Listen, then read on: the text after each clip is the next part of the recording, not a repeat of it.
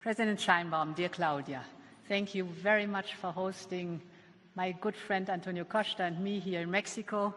It's a privilege to be here. And yesterday I had also the privilege of sharing a deeply enriching exchange with a group of indigenous women at the Museum of Anthropology.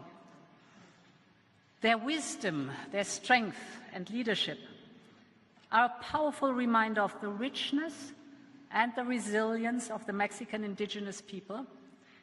They presented me with this beautiful rebozo, and it is an honor for me to wear it on this historic occasion. Their communities have preserved knowledge, culture, and dignity across generations. Our responsibility is to listen to them, to stand alongside them with humility, and to support them. Strengthening gender equality is one of the many values shared by the European Union and by Mexico. And today we adopt a joint declaration on trade and gender equality so that our modernized agreement benefits women and men equally. And we launched 6 new projects worth 4 million euros. This is 80 million pesos. They all aim to fight violence against women and girls in Mexico and provide them with the support they need. Now, our global agreement that we just signed, and actually it started in 1997, was among the most ambitious Europe had ever concluded.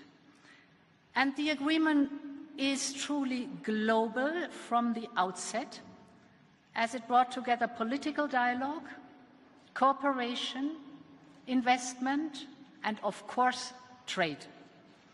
And today we upgraded this broad platform, and I want to thank Commissioner Maroš Šefčovič and Minister Marcelo Ebrard for their tireless work and skillful steer.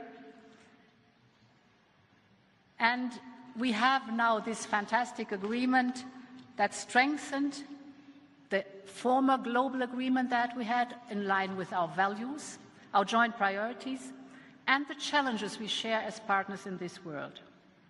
Our modernized agreement deepens our cooperation on human rights. It reaffirms our commitment to multilateralism, to peace and global stability.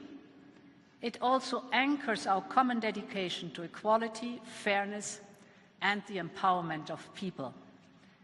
It reflects our engagements under the Paris Climate Agreement and for the protection of our planet.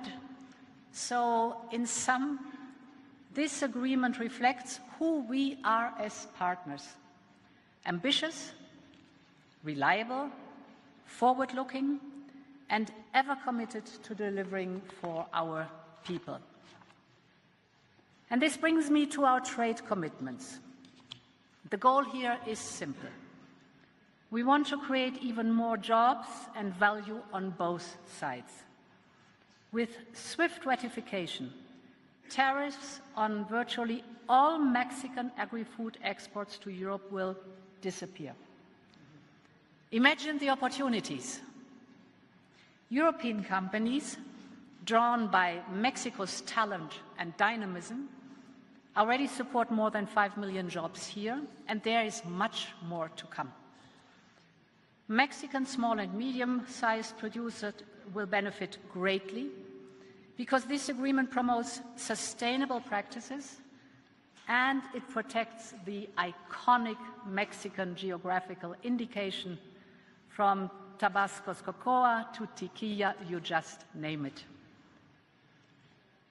The modernized agreement now expands into areas that the original text never anticipated, from digital trade to public procurement.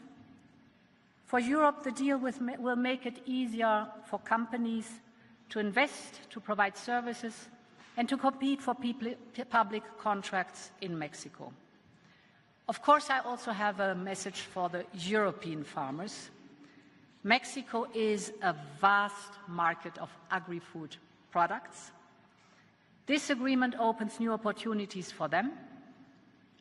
By removing tariffs, it can save EU agri-food exporters up to 100 million euros per year.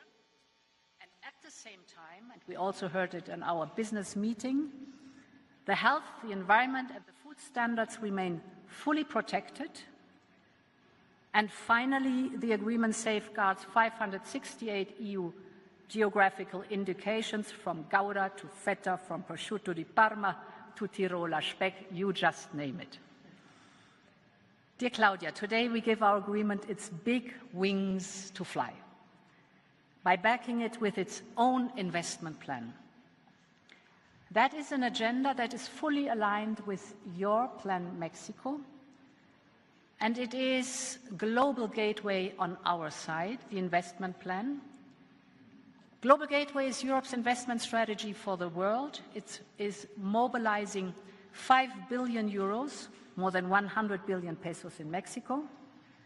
It powers the clean energy transition with 13 new solar and wind power generation projects and clean mobility projects, among them new cable cars for Mexico City.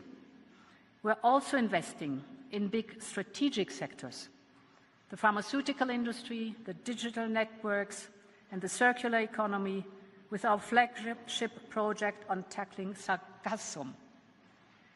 The Global Gateway agenda is dynamic and designed to evolve, and this is why we are launching today new dialogues on energy, on health, and on digital.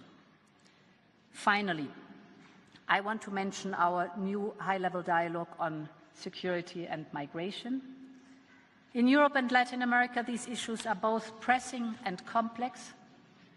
The dialogue will allow us to address them comprehensively, from strengthening law enforcement cooperation to tackling their root causes.